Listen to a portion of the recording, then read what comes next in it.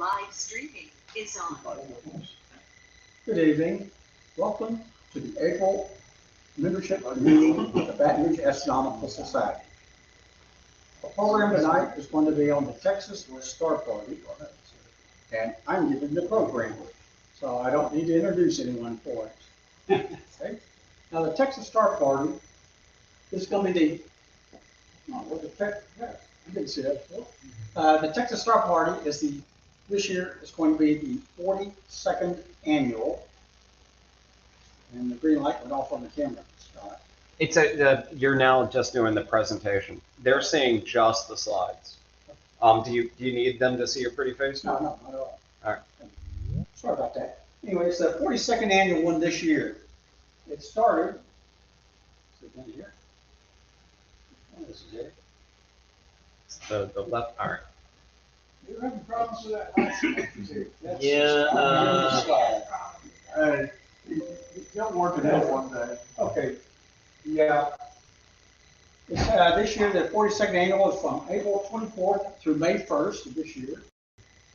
The Texas Star Party was started in 1979 and held at the Davis Mountain State Park from 79, 80, and 81.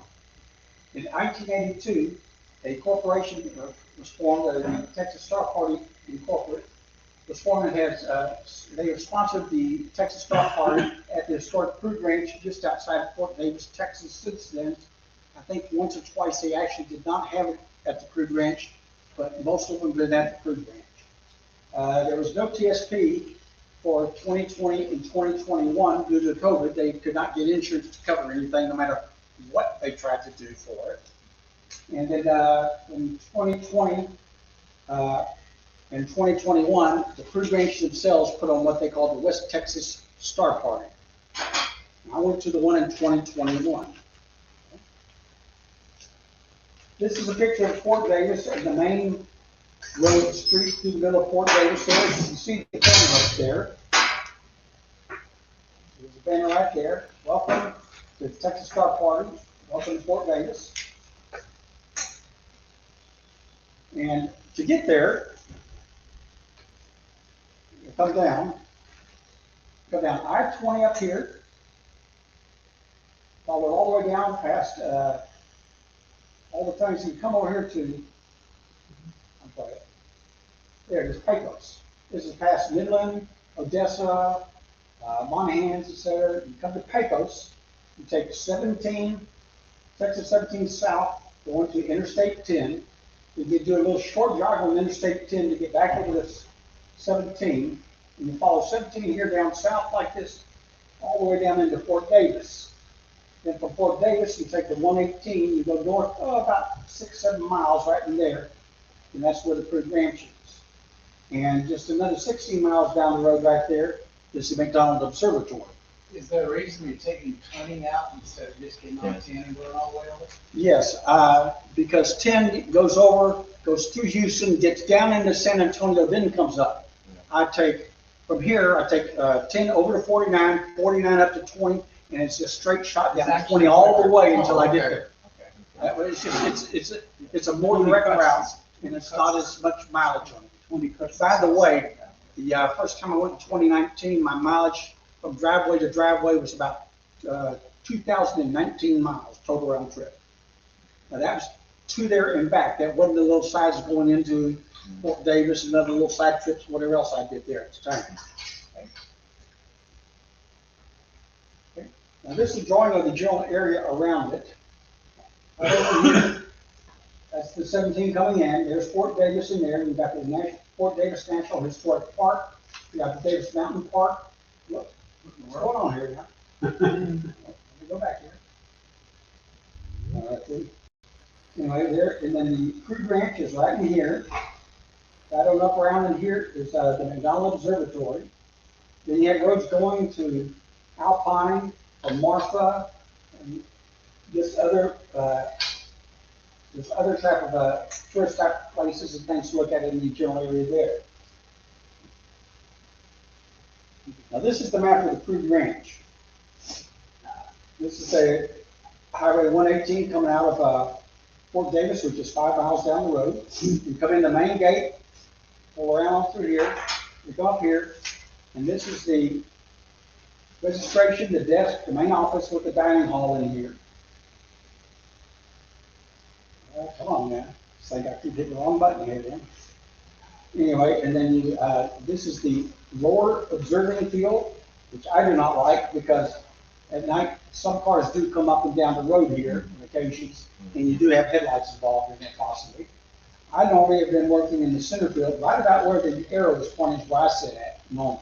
That's where I've been both times I've been there. Then they have an upper field up here, and they have RV stuff around here you can. They have hotel rooms up in here. They have cabins. My first time there, I was in Angel's Nest, which is that one right there. The last time I was up there, I was in Buzzard's Roost. And this time, I'm scheduled to be in Cherry 5 right here. Okay? Now, the dining hall, you have an auditorium in there, which I'm going to show a picture of in a minute. And then they have offices here. But you got the vendors pavilion is up here. We have vendors. I'm going to show some of that there. They have a radio shack for radio amateurs. And they have a lodge up here for some classes they have on occasions. But down here in the auditorium right here is where you register for TSP. That's the registration desk for the cruise bench itself. TSP's in here. That's where all the meetings are held, all the lectures are held. It's all held there in the auditorium. Now here's this, not too good clear, but it's an aerial view of it. That's the front gate. You come in, there's the road over there. There's the dining hall and office areas there. There's the lower observing field, the middle observing field, and then the upper observing field. Best I have an aerial view to show you what it looked like. Now this is the front of the branch office here. You pull up in there, over in the area here, and you go in the office right here, and that's where you pay, if you're staying on site, that's where you pay them for it there. Because I'm staying in a bunk house, I will be going in there and pay, it'll be for my lodging and for my meals, because I have my meals there too. Okay, this is a picture of the dining hall. Way up there by those lights and stuff up in there, that's where the office is, but you have the dining hall into here, and then there's some tables and chairs back behind where this picture is. And over in here, it's like a cafeteria style that you go down through there, but it's also all you can eat. You finish eating there, you want more, you go up, get in line, and go through it again. They serve lunch and dinner, but they do not serve a breakfast. You're on your own for a breakfast. The meeting hall, this is a picture of the meeting hall in there, how they do stuff in there. They have like a screen up there if it's needed. They have chairs out here. The registration for it is that they set of tables back behind here in this area here. And this meeting hall, the competitions have been held there before, the art competition, the ATM competition, and the astrophotography. Astrophotography, they hung pictures on the walls there. The arts, they had out tables in there. And when I was there in 2019, they had the lady running the art one insisted I go ahead and enter my big, thick binders I have of all the constellations I've done in our newsletters for years. She had me enter that in the art competition. Of course, I didn't win it. And I'm going to be trying to enter it again this time. But also this time here for the competition stuff, they also have short talks in the afternoons. They've scheduled me to give a talk on how to make your own atlas and stuff, which is what I'm doing for the newsletters. So they got me scheduled to do a little talk on that one there in the afternoons. Now this is typical what a typical bunk house would look like on the outside. I don't know about the hotel rooms and other stuff there because I've only stayed in bunk houses there. But this particular one right here, I stayed in, that's the one I stayed in 2019. That's the Angel's Nest there. There's typically 6 bunks, bunk beds in there. They only have you use the bottom. They do not want you using the top. So you have the most 6 people in it. There's 2 showers in there and 2 sinks in there also with each of those bunk houses. Now this is a typical picture there, which by the way, that was mine right there. You see everyone puts, most big people put their stuff up on top of them and they'll be sleep down below. We have red lights in there. When it starts to get dark, all your white lights are cut off. They have red lights cut on in there. in the main room, in the restroom, etc., like this. There's red lights in there, so you have your night vision. There's white lights during the day, and as you can see in there too, the windows are normally covered during the day, especially at night. So if you have any lights like that.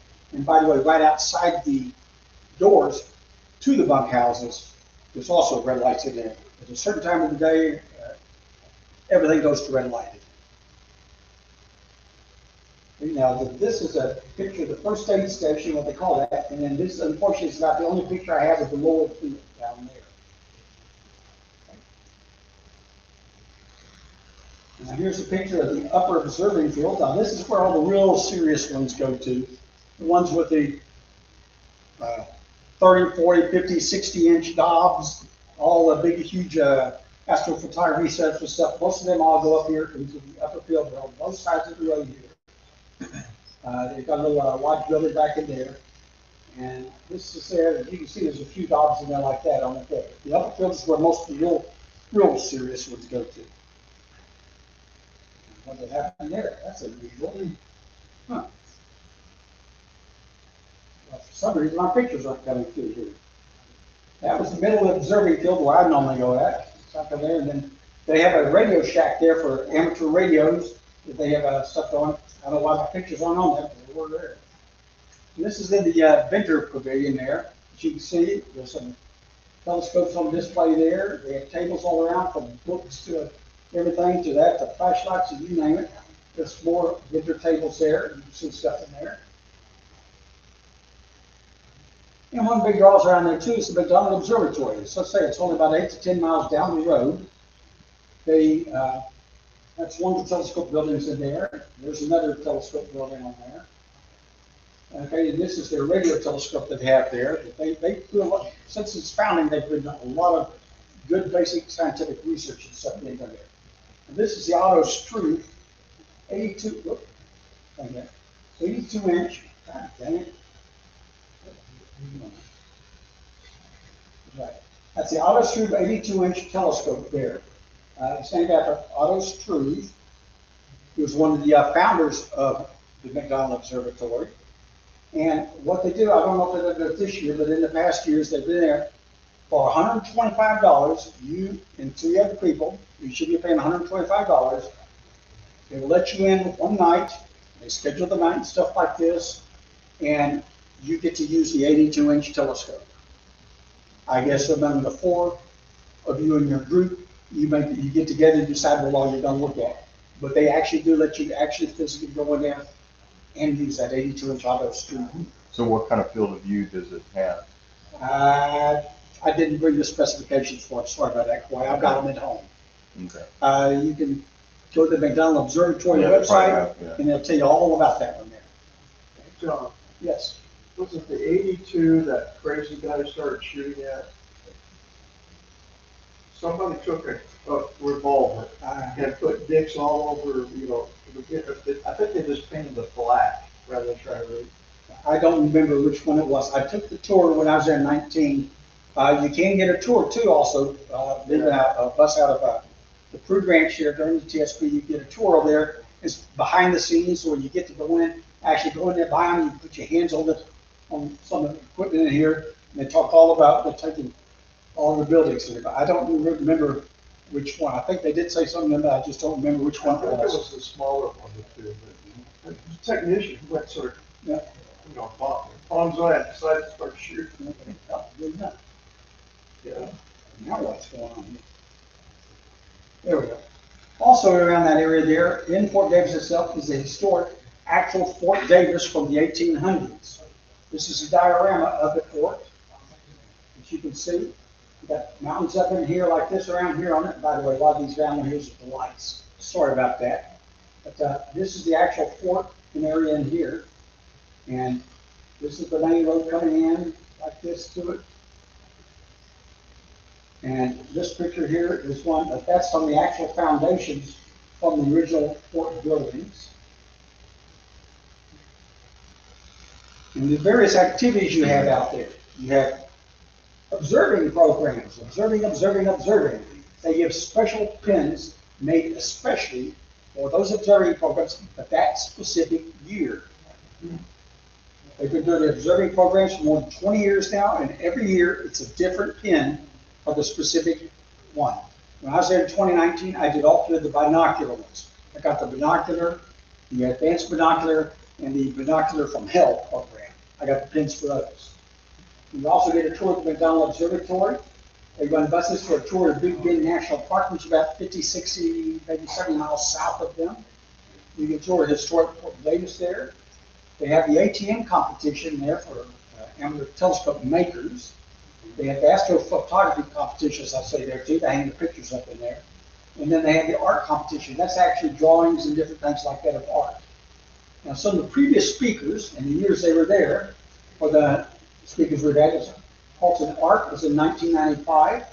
Bart Bach was in 1982. John Dobson was there in 1988. Al Nagler was in 2012. Our good friend, Dr. Brad Schaefer, was there in 2002. Clyde Tomball was there in 1982. David Levy in 85. Stephen J. O'Mara in 86. Richard Berry in 84. David Eicher, who is the editor of Astronomy Magazine now, he was there in 83. Von Vera Heising in 2017. She is the main one behind AOK Astronomy Outreach of Kosovo. And she single-handedly has started it in Kosovo. And she's even gone so far as the government has recognized her efforts, and they've agreed to help build an observatory there in Kosovo. And she, right now she's in California. She's at the University of California at Santa Clara, and she's just got accepted into the doctorate program for planetary science. She's out there working on planetary science. I got to meet her at Okie-Tex. Yeah, she's 26 years old right now, I think. Yeah. And by the way, her Facebook page says she's going to return to the Texas Star Party. So hopefully I'll be able to get to meet her. We had Bob Berman in 2008, John Bortle, who was the Bortle scale. He was there in 91. Guy Consolomagno, 2010. He's the Vatican Observatory person. Alan Dyer, 2007. Fred Espenek in 2015, Tony Hallis in 1990, Walter Haas was very big for Alpo in 1984, Gene Shoemaker, the Shoemaker-Levy Comet, he was there in 92, Will Kieran, who knows a lot of atlases and stuff you'll find is written by Will, he was in 2004, Brian Skipp has been there and talked in 83, 85, 88, and 89, and then Robert Reeves was there in 2012. Now, Robert Reeves does the 365 Days of the Moon. He's one of the top lunar astrophotographers, and he's also one of the backers and helps support everything and does a lot of the legwork and stuff for the TSP and has done for years. And that's the end of my basic program. Any questions on it now? Yeah, I got some. Just because I'm comparing everything you've done up compared to Okie-Tex, right? So like Okie-Tex has the observing programs. They don't really say upper lower field, but you kind of know like this is obsession row. Like that's a lot of folks with the obsession set up. Can you walk between fields? Yes. Okay. So you don't like at night they have marked areas where you can walk up and go through. I'll go back here. I don't know why your photos are showing. I don't know why either. I'm not going back. What happened there? There we go. So, let me get over here to the map. Okay. See it like this. Here's there. This is the roads between them. You can walk anywhere to any of these fields, anytime, during the night. Of course, you've got to have a red flashlight. Yeah. And you can walk in between, you can walk up to them. In the past, we got to walk up to them. I mean, talk to the people with their telescopes, and in the past, they let you look at them with their telescopes. This year, they're saying that they're finally able to come back as TSP Inc. running it. But this year, you have to wear a mask everywhere inside, and they want social distancing around there, and use your own eyepieces. Don't use someone else's eyepiece to look through, etc. You know, the general stuff, that stuff going on. But in the past, you could go to it, and you could walk in there. I bet. Yeah, I mean, because that's the neat thing about it. I mean, I think I've told this story to most of y'all, but just walking around, Dave Creepy, owner of Obsession Telescopes, had his big 25 there. And he's just sitting out in a lawn chair on his iPad, just not even looking for his scope. And I walk up on him and he lets me get up the ladder and move that thing around, and we looked at Einstein's cross through his scope. And so opportunities like that are great. And so if you get a chance to go to any of these big star parks, I don't know if you had the same experience in Nebraska. Nebraska was kind of a bust because of the wildfire smoke. Yeah. Colorado was beautiful, but again, it was kind of during the height of COVID, so, you know, everything was outside as far as presentations and stuff, and just nobody was really going up to each other's smoke a lot. Yeah, I mean, that's part of the experience. You know? Yeah, You're not going that's to. some of the experience, and you can't do that. So when I was up there at the TSB in 2019, the last night, Saturday night, because people come and go. There's not even half the people there for the whole time. Some of them come in for a couple of days in the middle of the week. Some of them come in only for the weekend. But the last Saturday night, the Sunday night's the checkout there. Saturday night, the ones with the big ones out there on the field don't normally they let people come look at it. And I got to see it as a 48-inch one. Had to go over the ladder to do it too. Yeah, big, huge one. They had I don't know if you've seen the one where the guy has where he has like the track. Yeah. Elvira, that was the one. Elvira was the one I got to see too. But he has like a track thing he made. You can remote control. He runs this track in there like this up underneath it, and it's another button that lifts the whole thing up and use the tracks, like a tank tracks. It just moves the fun was on there. That's how he moves it. He lifts it up and all that there. Elvira was the name of that one. And that was the one I did get to look at that night. What's the biggest scope they have when you were there? What's, for I think it was a scope? 40, 48, somewhere around there. A 48? 40 or 48, I don't remember. That's 2019. I have to look back in my notes and stuff. I read a 48 like a huge magazine that had a 40-inch job. I mean, when you look through something like that, it's just Oh, I know. Those big ones are unreal. But that'd be interesting. I looked through a 36 over at the, what was it? The Stargaze up in Mississippi. Deep South. No, Mid-South. No, Mid-South? Deep South was our Stargaze. Is it the Mid-South? Mid-South. Or Mid-South. No, this one's farther, it's up in Frenchtown. Oh, Yeah. And they have, They got apparently, it. they have people would come in and they built their own observatories on this piece of land. It's owned by the church right in that area. But, and then when he got tired of it, they just donated it to astrophysics refractor sitting out there. You got this 30, they call it the yard scope. And there's a bunch of stuff they have out there. It's not absolutely, if you haven't been to it, that I haven't been first there in years. I don't even know if they have having it this year. but they have good speakers. Well, I know in the past they've had, I don't know about the last couple of years though. Yeah. I don't know what's happened since, but last time I went was about four years ago, 5 years ago. Now that Elvira one that I was looking through there, I'm not sure. I think it's limiting magnitude for either 18 or 20. You can see something better. Yeah. With Elvira. But That's unbelievable. I'm sure you've seen better, but that yard scope, it's in the spring, so if you stayed up late enough, you can see Omega. Well, let me tell you something. So got Omega there. I'm sure Where that I'm you at, saw that where I'm one there with better skies. In the middle field where I'm at 1:30 or so, right around 1:30 in the morning, between two mountaintops, Omega comes up. What's the latitude? It's Right around 30. yeah, around 30, and it's at 103 longitude. Because I could get Omega Centauri coming up there like that. I could at around 1 to 2 o'clock in the morning, I get all the Scorpius up. I mean, unbelievable what all you can see in there. Yeah. Now, I'll mention, last year when I was there, at the West Texas Star Party out on the middle field like that there, on a Wednesday, it was Wednesday morning, Ellen Buster sent up with one of the Starlinks, 60 of them. That night, in the dark, just above one of the mountain ranges there, behind the trees, we count all 60 in a row. They all, you can see them, we counted them, all 60 of them there.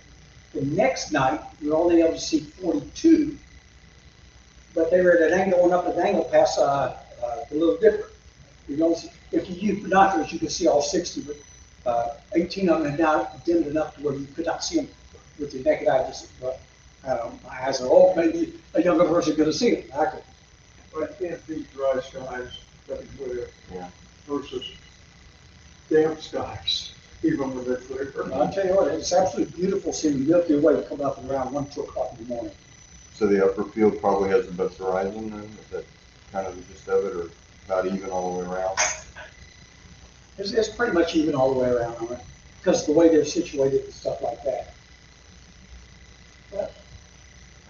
And then one thing I know they do at Okie-Tex, late at night, they'll send somebody up to the kitchen, and they'll flip burgers for you. Do they have late night? Yes, they have a snack, right? They do have a snack bar that is open. You go in and get a hot drink, cold drink, you get hot dog, you get a hamburger. It's open from 11 at night to 3 in the morning, Yeah. something like this. And then, not really a question, but this, if you're not sold on going to any of these, talk about the raffle. They have a raffle, so to speak.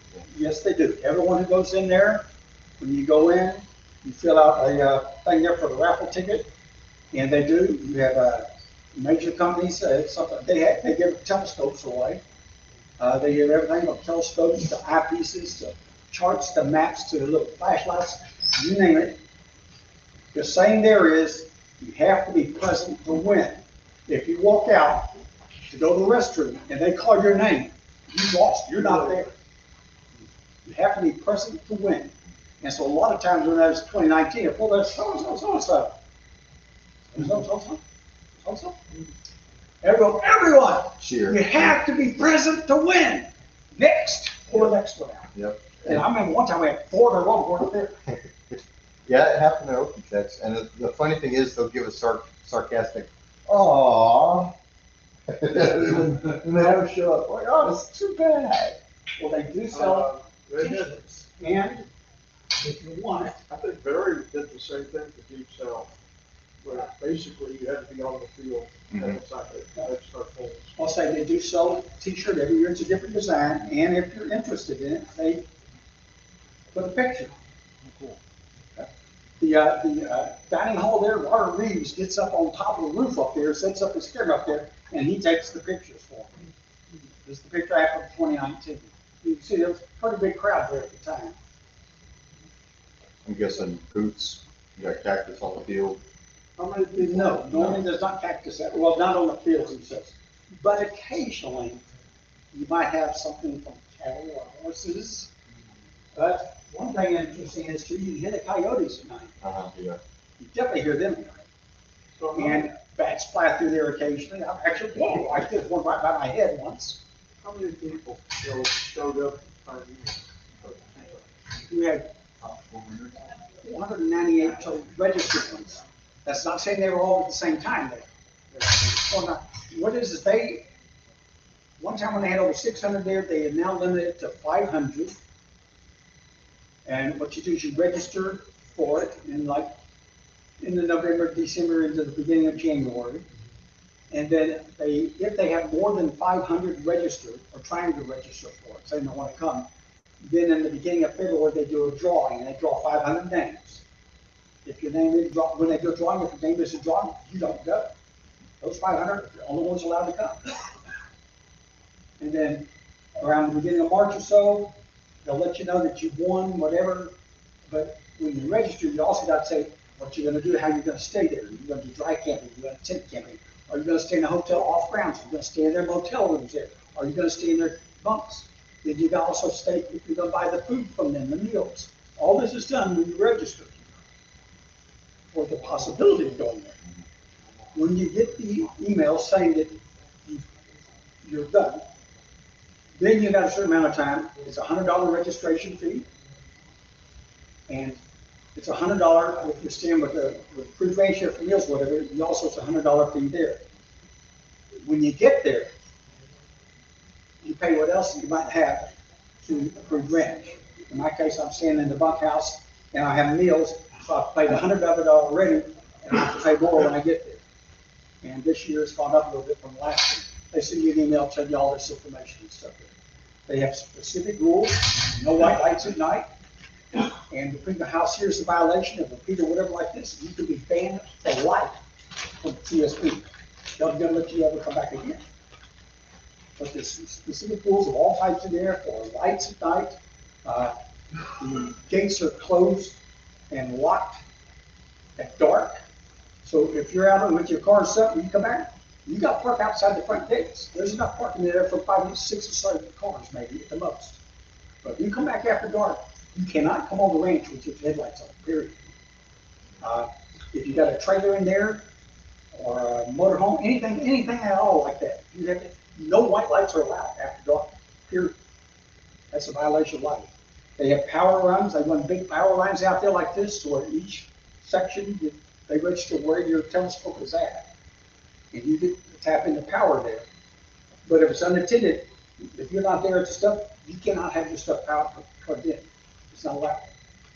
And then it's only if they allow someone, they have Wi-Fi there for certain telescope stuff. This year they're allowing certain types of Wi-Fi out on the fields, but normally the only Wi-Fi, which would be your internet access or anything like that, is in the office area there. And they want you to limit it. What I've done in the past is I have my laptop there.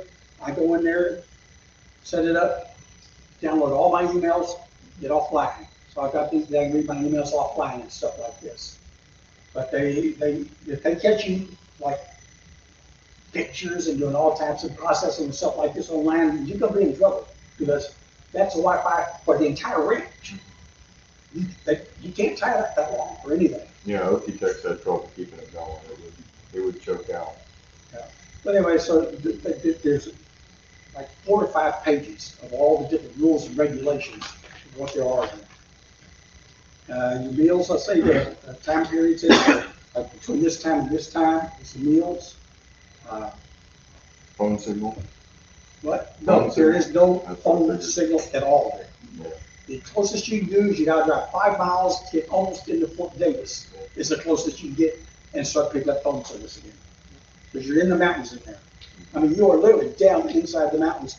You just stand there at the ranch and you see like this. I'd say there, none of them more than maybe 15 to 20 degrees high at the highest on the ranch there where you're at. Now, I've been up at the parking lot at the McDonald Observatory. Now, I look down, I can see the valley that the Crude Ranch is in, but it's a little bit further over behind one right there. And from Crude Ranch, you can't quite see the observatory up there. But I mean, it's almost line of sight to it. So, I would say that anyone, if you want to go to a big one, I would suggest the Texas Sar Party because it is technically it's the biggest one there is in the world right now. But this is for this year, probably. Go ahead. I said if the registration was in December, what was registration again? No, the December and the first part of January. I was gonna say then they pretty much missed it for this year. They have to plan for next year.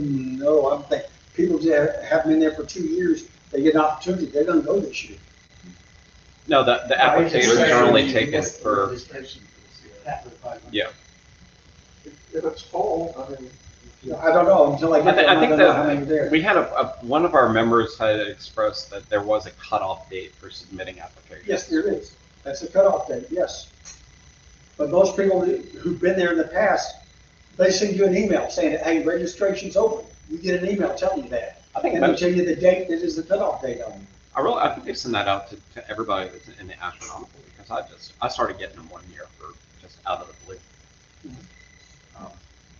I don't know. I think you can go to the website and subscribe to information. Yes, you can. You can go in and subscribe to get their information stuff. It's the Texas Star Party.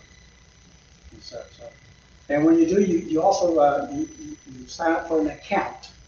Through the account, everything is done through your account with you on it, and that has your email in the account, and that's how you get all the information. When I go there, I got to sign in on my account. That's why I had to do that to do my registration, to do my payment of all that. And just this year, Crude Ranch has now made it available to pay their $100 fee, pre-registration type of thing online. They haven't done it. You've had to actually write a check out and send it to them. So this year they did all online. You use a credit card, just fill in the information, boom, it's done. Just for anybody not familiar, I found there was called Mid-South Stargazing French Camp. Right. And it's always around the time of the year where income taxes due. Right. Was this So I don't know if we spring already missed the window or if it's the next window. But that is a very nice camp. It's a little sparse, but it's not that bad.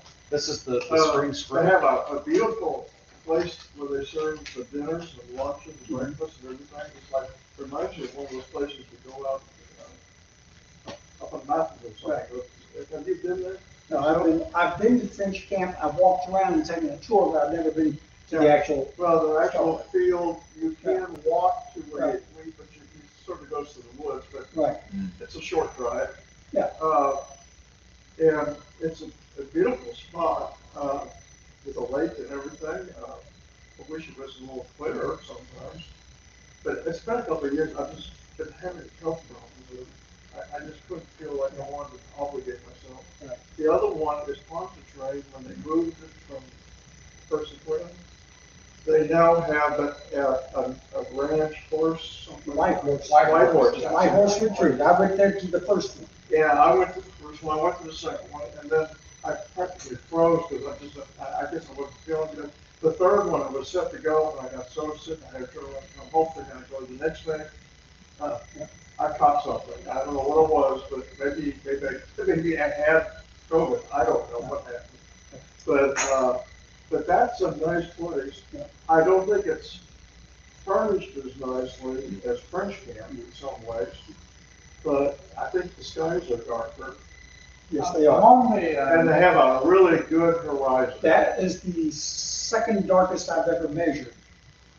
Was there at that one. I measured a 21.8 on my SQM, while at TSP I've measured at 22.1 before. Of course, we got Louisiana weather, but you never know what's gonna do to it.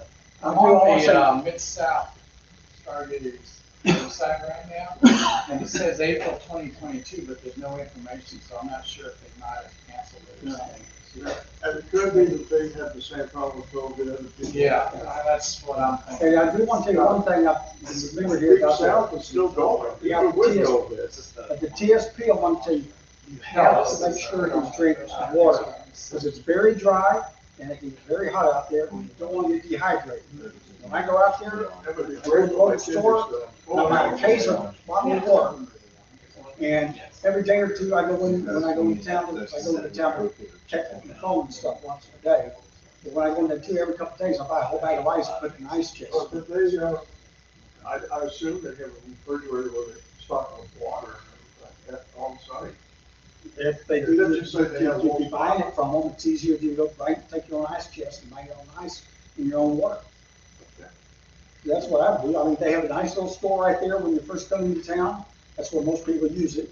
I'd say they probably have about 10 to 15 restaurants down that main road. All types, whatever you want there. You have a rattlesnake museum in there. They have all types of interesting things in there. Well, anyway, we do have some good stargazers, hopefully here in most of them are Mississippi. And there's always talk of us starting up our I'm own. going to get with Louisiana Retreat sometime this summer and start thinking about maybe having our own star party next spring again. Yes. Just, until COVID settles down, we've been kind of reluctant. I'm having trouble picking you up with things. Oh, I said, until COVID settles down, we're not really making any definite commitments, but I'm willing to see about maybe hosting a star We were party. talking about covering the cost. One way to do it is just have one dinner. Everybody's on their own for the rest of it. Yeah. Because there's a Sonics within 20 minutes. Are we still You know, on live? McDonald's and everything else. I was waiting for you to finish the Okay, program. look, the program is finished now. We have no more questions about TSP, so we're going to stop our live stream. Thank you for attending our meeting via live stream. I had to put a promotion